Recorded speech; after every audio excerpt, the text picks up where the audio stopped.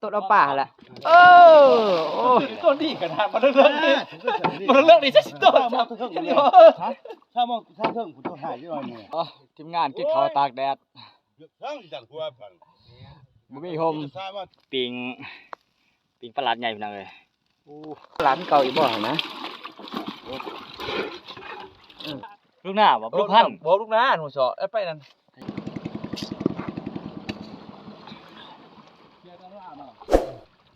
อันไหน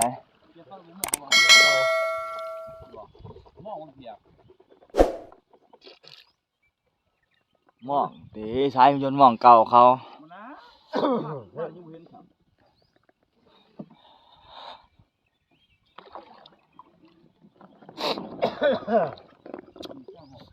สวัสดีพี่น้องวันนี้จะออกมายำมองพี่น้องเลยที่ว่ามองข้างกลางไว้ป้าไว้ตะวันนี่พี่น้องนี่ก็มาอยู่กินอยู่ต่างถิ่นแล้วมื้อนี้มาเขื่อนเนื้อเขื่อนเชียงกมันมื้อนี้บางก็ทีมงานเชียร์คนอาชิกูมองก่อนพี่น้องแน่ถือกี่ล่ะมองเก่า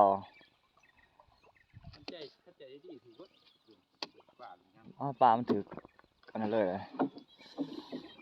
นี่พี่น้องปลาถึงหมองเลยเจ้ามองข้างกลางไว้ตะวันนี่พี่น้องเลยเอาตอนกลางไปถ่ายพี่น้องเบิ้งมีจะเอาตอนกูเลยแล้วบัดนี้บุดน้ำไม่โทรศัพท์จ้ะ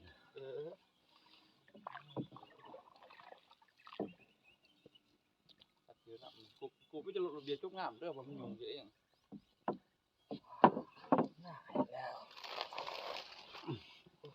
มีข้างหลังเนาะ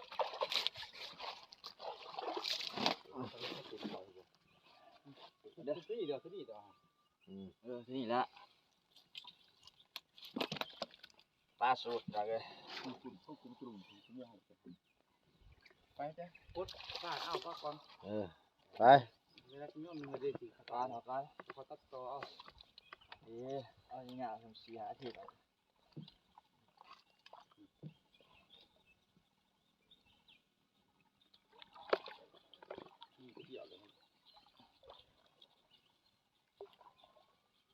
โอ้ทีนี้หอก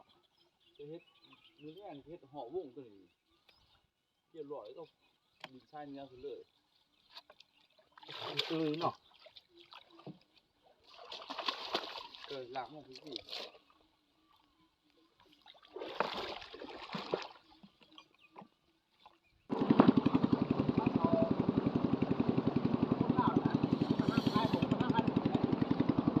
ตอนนี้ก็กูมองใดอยู่หาร่างอย่างเลยยาชิบหากูต่ออีกอย่างอยู่ประมาณ10 ไปด่าง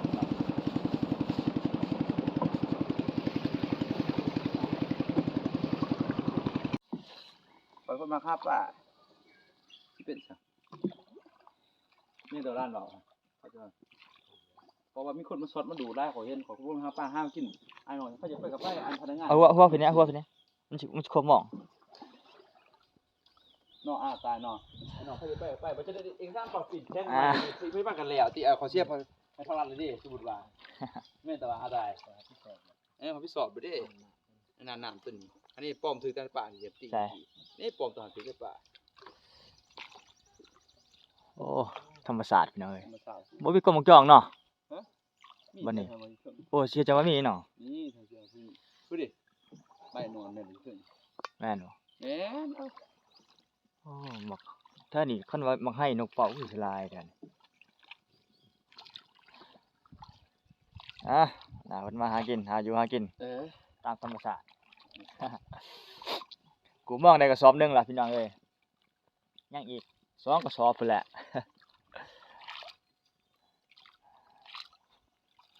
เขื่อนเชกมานพี่น้อง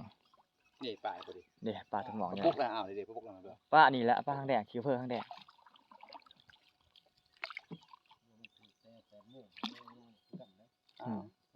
คันว่าปลาเลยเนาะเฮาบ่นี่แฮงโอ้แฮงสิสาได้มื้ออื่นมื้อนี้นี่ฮะย่ำเข้าหัวนี่คือบุญเรื่องก้างเรื่องถึงเรื่องเก่งกูเลยปลาเลยเมื่อคืนนี่ปลดปลาไปที่ได้อยู่ประมาณอันน่ะ2 ถุงพี่น้องแต่ว่าบ่ได้ถ่าย กล่องมันถ่ายกลางคืนมันบ่อยากแจ้งก็เลยไปถ่ายสิมาถ่ายกลางเว้นจะให้ไปนอนด้วยมาปวดตอนเช้า นี่ป่านี่โอ้มีเด้อป่า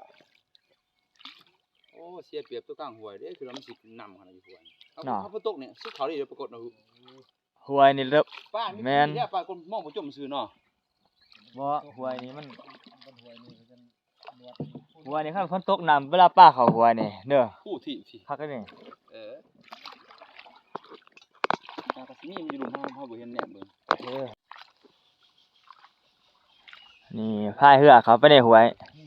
แล้วก็สิเอาย่ามตัวหวยแต่ในหวยออกมาพี่น้องฮะโอ้ นั่นคืออัน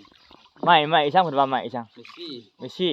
มีซี่ดงคงแข้งต่อซี่ มี ดง ชี้ดงโอ้คักถ้าสมมีชี้ดงแม่แล้วมีชี้ดง ซี่ดง นี่ป่านี่เนาะ ถึงหมองตัว ทุกหม่องนี่ก็ถือกัน ถือกุฏิ ทุกทีโอ้มีชี้ดงเรือคักแล้วนี่มืดหน้าใหม่สมัยเถื่อแท้นี่ จะเอาไม้ที่สิมันเคยจุ่มน้ำแล้วนี่มันนานเปื่อยหมอกก็บ่มีกินไม้มันอมน้ำเลย เพิ่นยังสิมื้อเด้หรือว่าขึ้นไปเพิ่นเลยบ่เบิ่งไอ้ตายแล้วเอาออกมาไอ้ตาย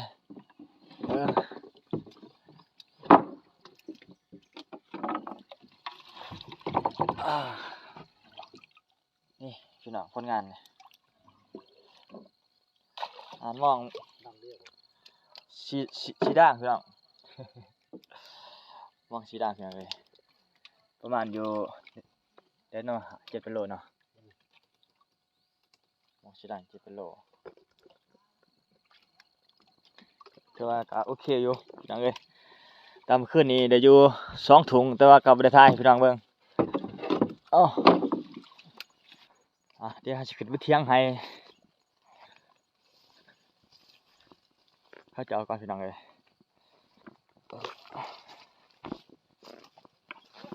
โอ้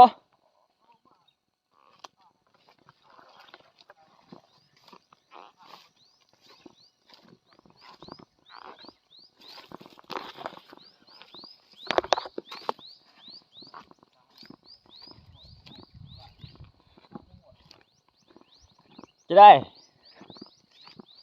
เอาป้าบ่มองจะด่างบ่มองพันกลางบ่บ่ขอย่ามบ่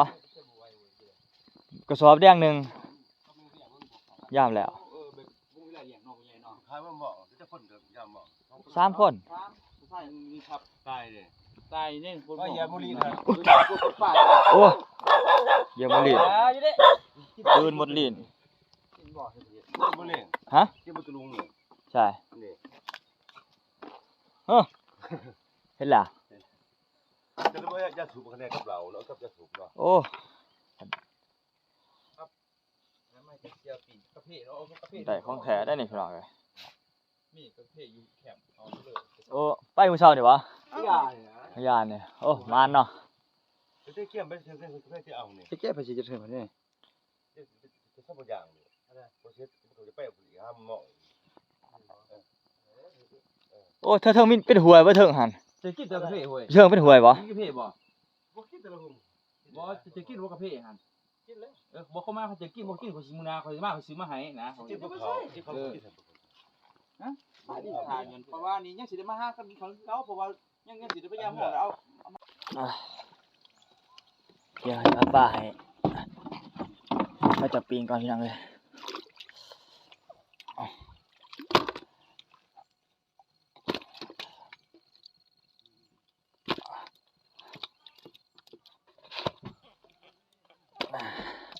ให้เขาจับปีงเขาจะเก็บกระโตพี่น้อง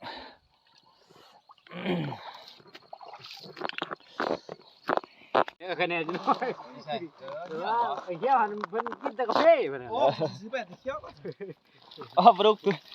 กถุงบางหน่อยนี่ กาแฟต้นว่าจะไปอันนั้นอภาเอ้ยลูกหน้านี่ ลูกหน้าบ่ลูกพันธุ์ บ่ลูกหน้าหนูสอไปนั่นตัดเสืออันผ่าตัดดิตัดอันนี้ออกตัดหม่องนะผ่าจากที่เพิ่งตัด บ่พาป้านี่ก่อนอะคัง โอ้ บ่ว่าเขาตู้ได้ตัวนี้ ม พักเข้าตู้เชื่อมคอยนี่ บนทองนะขึ้นไปบนทองนะ คนงานคืนนี้ พอสิพวกบ่ปิ่น ยังได้สอบเสป้าก็ว่าเรียกมันได้หายพูดอะไรนี่ทำไมเนาะ แล้วยิงช้าง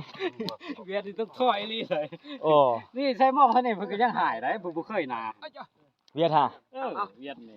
จะได้นี่เหลือปรากฏป้านน่ะคือเก่าอีกบ่นั่นเฮ็ดปลาแดกเนาะ ปิงปลาตัวนึงเด้อ กินว่าเขา กินแล้ว หรือว่าใครกินข้าวน้ำกัน มันติมันเหลืองติสิไปถอเอาอยู่ลูกนี่ได้ เอาไว้ เท่าเลยเพราะว่าป้ามันอันนี้เดียว บ่จะคุณรู้ว่าปรากฏปลาหลานเก่าอีกบ่เห็นนะ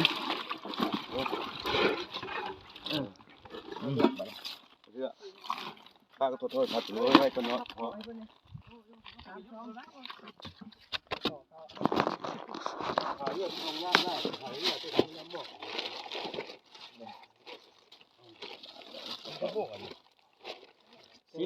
ชิบมกป้าย หัวมากมองอีกภาพสีดำ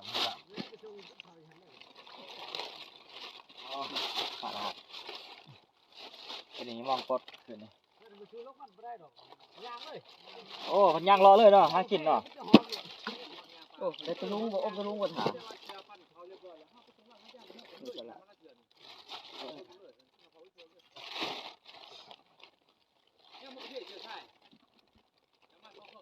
นั่นเอาสิวะเฮ้ยบ่หมวกคุณชาย หมวกบ่จังว่าดิมันพอป้าเอาฝุ่นบ่เอาไปฝุ่นบ่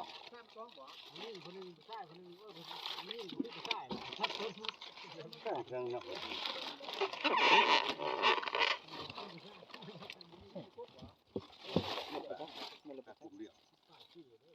มันจะมาของเราไม่ทันละแต่ผมเลือกดีป่ะจะได้ครับ ตัวเดียวยังมาเต็มนะนี่ นี่ตลาด คนห้าเลยเดี๋ยวเอามาเลยแล้วประหลาดประหลดนี่ไม่ไล่ตัวเลย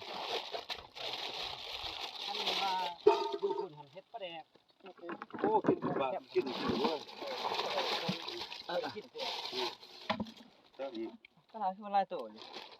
กดประหลาดต้องหาคุณยุลาคุณยุลาต้องแค่ถึงได้ไหมก็เออ ของยางก็คนตลาดนี่บ่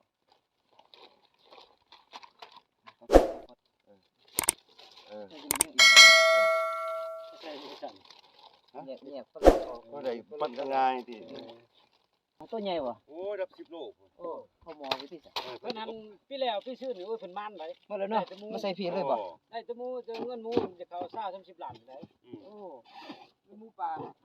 ใส่นี่หลายโตอยู่มันว่ะพี่แล้วพี่ชื่อนี่2ปีหลังบ่ได้ดอก โอ้ก่อนไล่นี้แล้วหมู เห็นบ่เป็นอย่างหมู เอาขึ้นไปลูก คืน2คืน เอาน่ะ บ่ทางงาอยู่ปั๊บสิละทอไม่ตะเบิงแล้วเชื่องข่อยนี่ป้านี่ เท่ากับทองเตะ เห็นบ่คือป้าเกินเนื้อ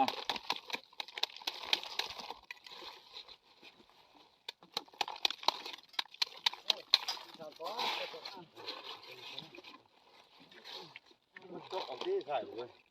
ที่ใบที่ขอบ อ๋ออันนี้ก็มีแต่ประหลาดกับปรากฏปิดตายเลยปิด ที่ปัดเขานึงจะหอไป2มัน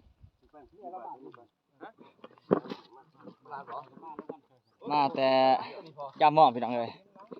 ยังอีกก็4-5ด่างพุ่นละเชื่อว่ายังปลูกกันหมดอยู่หั่นก็ยัง3ด่างมองนี่สถานที่แดดขนาดนี้ ท่านเขาจะส่งเจ้าได้บ่ อ๋อพี่น้องปิงประหลาดใหญ่พี่น้องเลยอู้คักขนาดเลยประหลาดอันนี้ก็ปิงปลาปก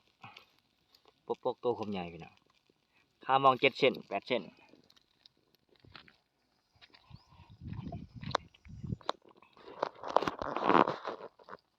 มาหากินอยู่เขื่อนเชกมานพี่น้องเลยกำลังมาครั้งแรกพี่น้องมากับทีมงาน4-5 คนไอ้น้องมีพ พักผ่อนอยู่นี่แดดขนาด ป้าให้ลูกแก้วนี่ ถือจะว่าก็ปากกาเนี่ยตัวใหญ่จัง เอาไปอีให้เดียวเลยปากกานี่เอาไว้ดอก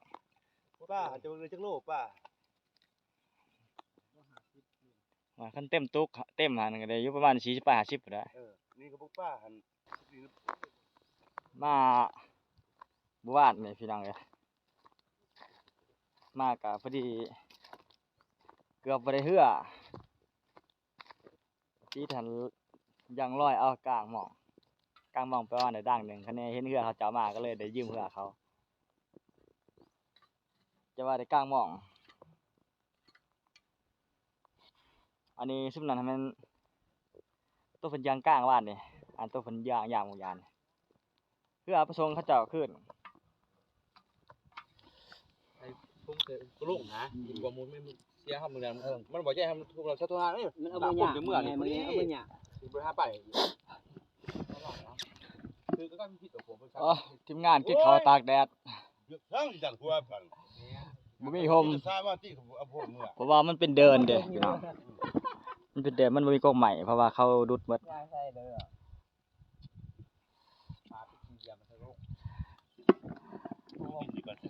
แค่ประบัดก็บ่ได้เอามา บ่เบาภาษาลาวเลยอ่ะ กินข้าวตากแดดเลยเฮ็ด เขาเรียกแล้วกันบ่บาก็เซ็งแล้ว พี่น้องเฮา ไปเกี่ยวยังมองลูกไปยังมอง กินข้าวแล้วก็สิยามมองต่อเนาะเด้คะแนนได้เฮือเขาจะเอายืมเข้ามา ก็คุ้มค่าแล้วยืมมันเนาะมันให้ยืมมัน ข้างเว้าเด้อ ถือว่าสุกี้หลายเตือได้เฮามีเฮือเขา ลูกป้าให้แหละ บ่ละ เป็นเคสว่าจะใบหลุดมือก ล่องนี่วะ ต้นมันฟองมันก้นลง ปั้นเอาหมดวะ คือนี่จะคอยก้านขึ้นเดียวพอ คืนนี่แหละ ตายเนา ขอเชี่ยวขอมือเนี่ยคนละยิ่งเฮ็ดหลังเอาเชียงมือเนี่ยนั่นนะครับคุณแกพึ่งนี่เด้เพิ่นเอามาใส่มันขี่จะคือจักเลย จ้ะถ้าพูดแก้วถ้าพูดโลกโอ้ตายหมดแล้วป่านเอาสองตัวพูนเจ้าของกล่องมันหมวกดำๆหั่นเด้อเสือเขียวพูดสีจับสีไม้ดิกูจะน้ำพูด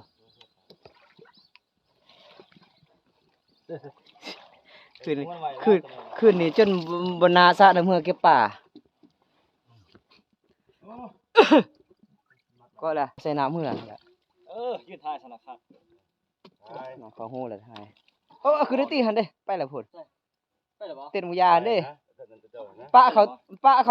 ามันสิเต้นเขาต้องส่งแล้วฮะ กลางเลยแป้งกูเลี้ยงกลางใหญ่ เสือเอาพ่อไว้ ต้นถึงร้านเลยต้น ก็ต้นป้าก็ต้นมอง แล้วต้นเอาป่าละโอ้ ต้นดีขนาดมันเรื่องนี้ใช่ต้น ถ้ามองถ้าเทิงผมจะหายอยู่หน่อยนึง มองก็สำรวจมันจะสู้เว้ย สู้เดี๋ยวโว้ยได้แล้ว ต้นสิ้นรักเลยเลิก ลงน้ำลง เลิกดิสู้กันลงมาตายไม่ลงไหนยังเลิกลง เต้ตุ้มหลัง แห้งบริตี้คนเฮิงเลยเนาะ อันนั้นเลิกตุ้มมึง ไอ้บ่ดิเลิกขาดเลย ใช่มาซิตี้เบียร์บ้านนี่ก็บริตี้ซ้ำอันนี้พูดมุดมาแล้วพูดมุดจับป่าได้ฮะ ปลากับปลาเคี้ยวหางแหม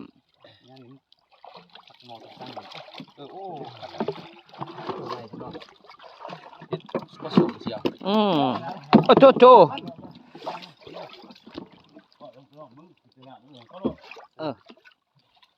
หอนลายส่วนนี้มันหอนลายแล้ว กูให้นี่เขาหมดแน่ยี่บอกว่าไม่มาจะนอกนะเขาบอกประกันจะลงน้ำกัน เพิ่นว่าบ่ เสด็จหมอออกไปเองเลยพอมึงเส้นเปลี่ยนได้หนอ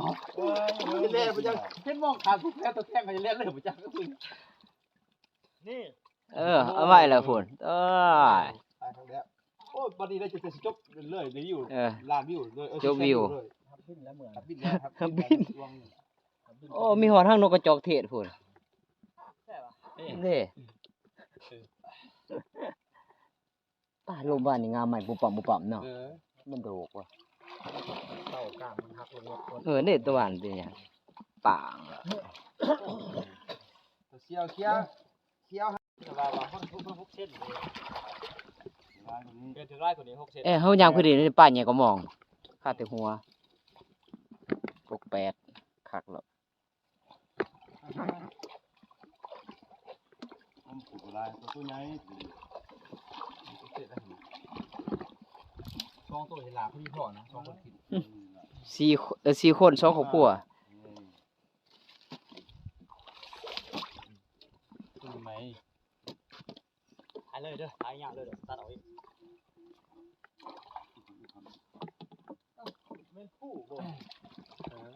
ต่อไอ้อ้ออยู่ตัวบัวห้องพี่กินเมื่อยเขาว่าบ่ดังเขาว่าเท่านั้นกินบ่กินเปลือกทุกอย่าง ฉันบ่เป็นดอกเอา ปิดก่อนก็ได้คุณอาเอ้ย โอ้ ปิดก่อนก็ได้เอาปิดก่อน อันนั้น